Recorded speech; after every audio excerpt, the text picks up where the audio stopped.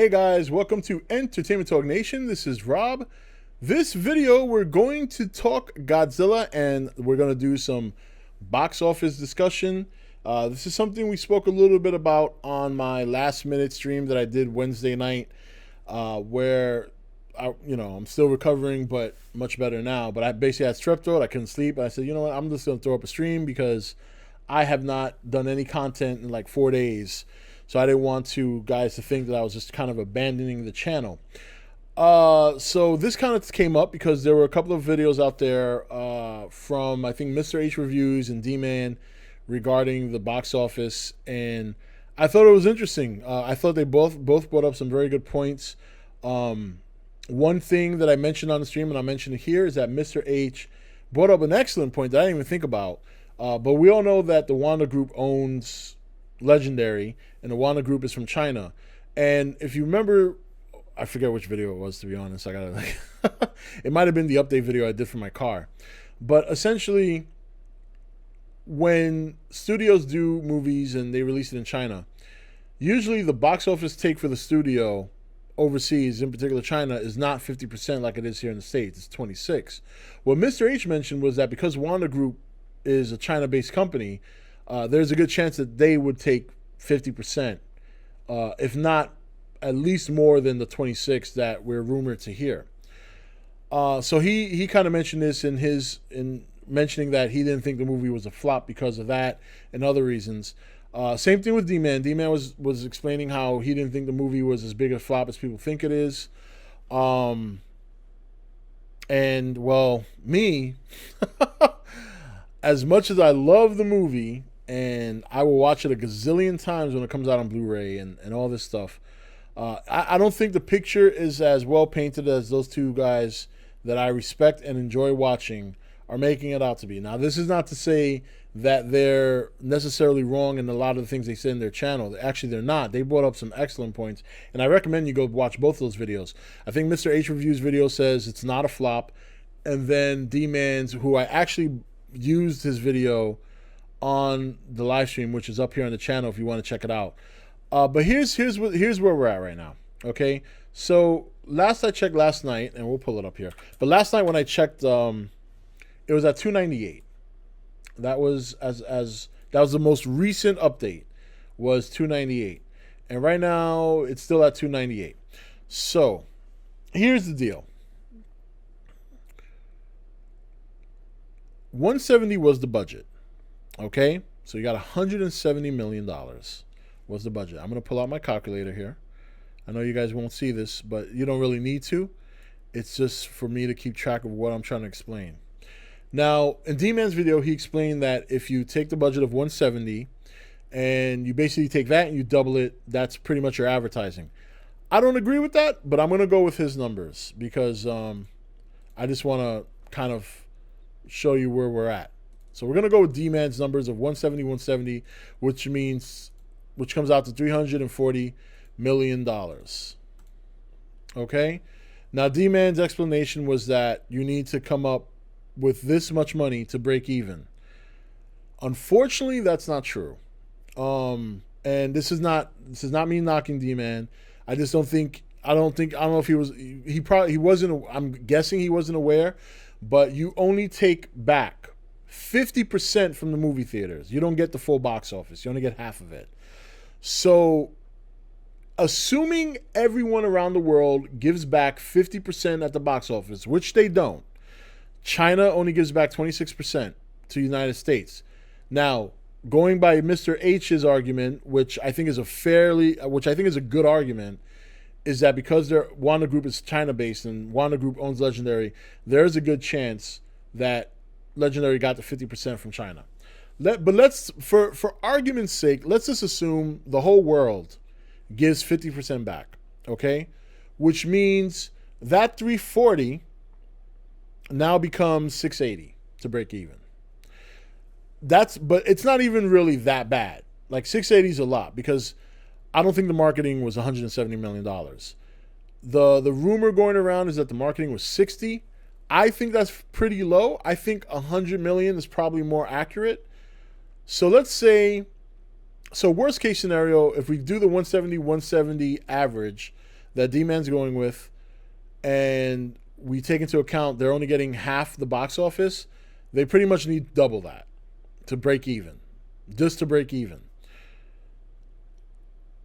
If we take the 60, and again, I still think that's a low number, but I'm just going by what I'm seeing. I'm not saying that's accurate. None of these numbers are really accurate unless you have access. Because there's also rumors going around that the budget for Godzilla King of the Monsters was $200 million. The budget says on all these other places like Box Office Mojo, Wikipedia, Google are all saying 170. We're going to go with 170.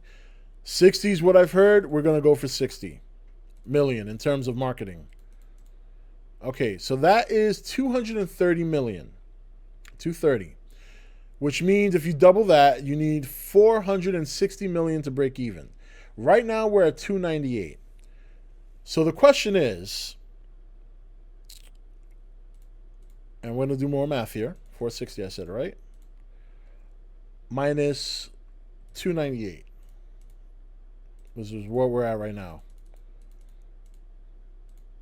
So the movie needs to break even. To break even, the movie needs $162 million. So the question is, can Godzilla King of the Monsters break 162 over the course of the next 5-6 weeks? I can't say no outright. You never know, right? I mean, sometimes there's a surge. I think if I was a betting man, I would bet it's not. Now, Mr. H Reviews and D-Man both bring up excellent points in terms of their argument for China and overseas. That's where the movie has its strongest legs right now. It's doing well out there. And they also mentioned in both their videos, more Mr. H than D-Man, I believe, was that the United States is no longer the major market for movies. And that's true. China has become pretty much the number one target for movies. But I think they're also dismissing the United States a little too much. It may not be number one anymore, but if you want to make a big blockbuster movie a success, I would argue you need both markets to do well. If you do well in one market and you don't do well in the other, you're going to lose. And that's what we're seeing here. So basically right now, as it stands, 162 give or take. I mean, that's not a solid number. So the movie would not be considered a flop if it breaks even. If it doesn't break even, I have to argue that it's a flop. There's no other way around it. And I'm not trying to be a Debbie Downer. You know, I'm not.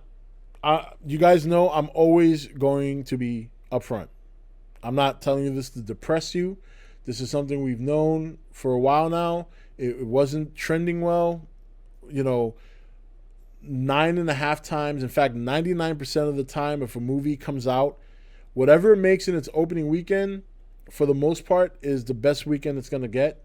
And then from there, it dips down. It's very rare you see any movies dip up. In fact, I can't think of one right now. I'm sure there are some. But I think Avatar, now that I think about it. Because Avatar's opening weekend was only like 60-something million. And then from there, it skyrocketed, which is why it's still the number one movie. But I mean, Godzilla fell, 67% last weekend, which is just a horrible fall. Does that make it a bad? Of course it's not a bad movie. Obviously, we all love it, right? Yes, we all wanted to see do good at the box office, but I don't think it's the end of the world yet. I still think, I do agree with Mr. H and D-Man, and by saying that Kong versus Godzilla will do better, I think it will. I think it will do a lot better. I think the important thing is that whether or not they need Kong to pick up the slack from Godzilla King of the Monsters. That's the question. If they need Kong versus Godzilla to pick up that slack, that's a lot to ask. Now, another thing that they both refer to, you guys remember I did that video for my car last week where I had mentioned the Yahoo article talking about how behind the scenes there were some people at Legendary, they're not concerned, this and that. And that's something that I know that D-Man and Mr. H also brought up. And I I have to disagree with them there. I think they're giving a little bit too much credit to that, because if you got another movie coming out in this MonsterVerse, you're not going to come out and say that you're disappointed with the movie. You're just not going to do that. You're not going to talk anything negative, because there are people who are very excited. There are people who are very excited about this movie coming out, and there are people who are looking forward to Godzilla versus Kong. So you're not going to come out here and say, yeah, wow, we didn't really do that well. We expected more. What does this mean? Because right now, they're not dumb. They know they have a hardcore fan base right now that is concerned for the future of the MonsterVerse. They're not going to come out there and say anything that would put your excitement into question. So I think, even though they said some encouraging things, I really do think that's more PR. That's my opinion. I just don't want. I've always been my biggest. You guys know my biggest concern has always been people getting overexcited and overhyped, and then being disappointed. You know what I mean? It's a horrible feeling, and I see what it does to the community, and it's just not good. I think being optimistic is a good thing.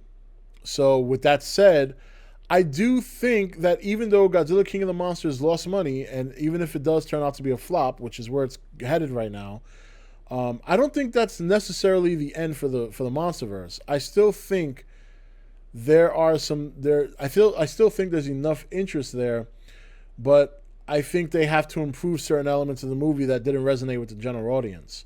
And again, I mean, I know it's like beating a dead horse, but I've told you guys millions and millions of times. The general audience is what counts. It always has, and it always will. So I do think, and I think it is interesting that they pushed back Godzilla versus Kong. I don't think they've set it on a date yet, but I think the rumor is August. Now I don't know if they're doing this because they want to reshoot some things, or if because it's strategic. It could be both. Maybe they saw certain things that were done in Godzilla King of the Monsters that are done very similarly in Godzilla versus Kong, and maybe they want to change some stuff. I don't know. Do they have enough time to do that? Well, maybe that's why they pushed it back. I mean, we're in June right now of 2018. The movie was slated for March of 2020, and now it's being pushed back to maybe August. That's the rumor. I'm not sure if they've settled on a date yet. The point of it is I don't want people getting upset at those two gentlemen for trying to remain as optimistic and positive as possible. I don't think they're not giving you false information. I just think that they're leaning more on the international, where I'm kind of leaning on the worldwide picture.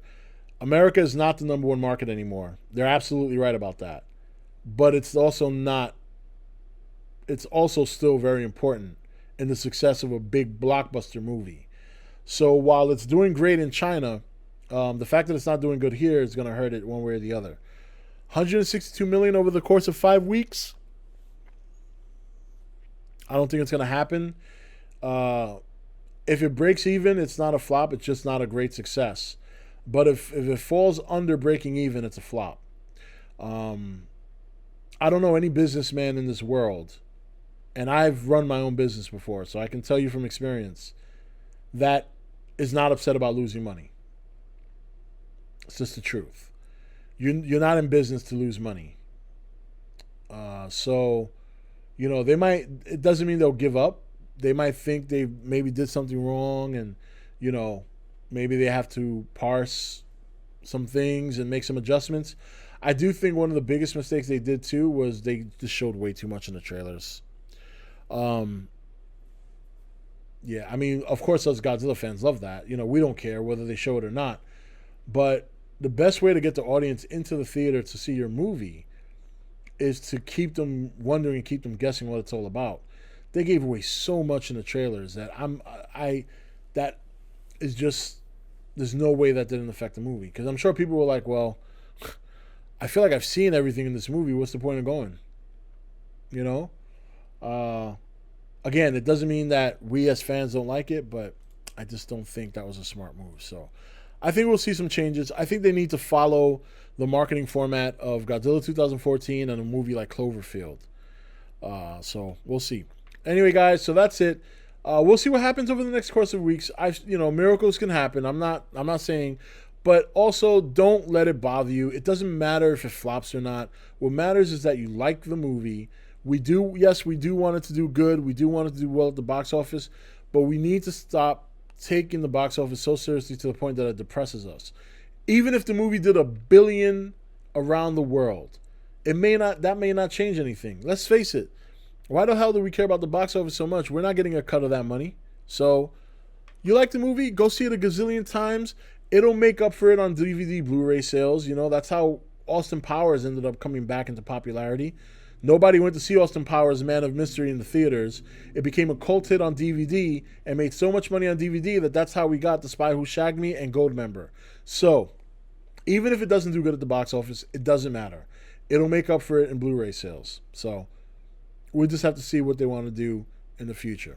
Anyway, guys, that's it for this video. This is Rob signing off for E.T.N, where we don't do news, we just talk entertainment. Take it easy. Thank you for watching E.T.N. Click here to watch more content. Don't forget to leave a comment. Also, make sure you like and share this video. If you want to know when the next video is up, click the notification bell next to the subscribe button. And most of all, make sure to click that subscribe button for regular content.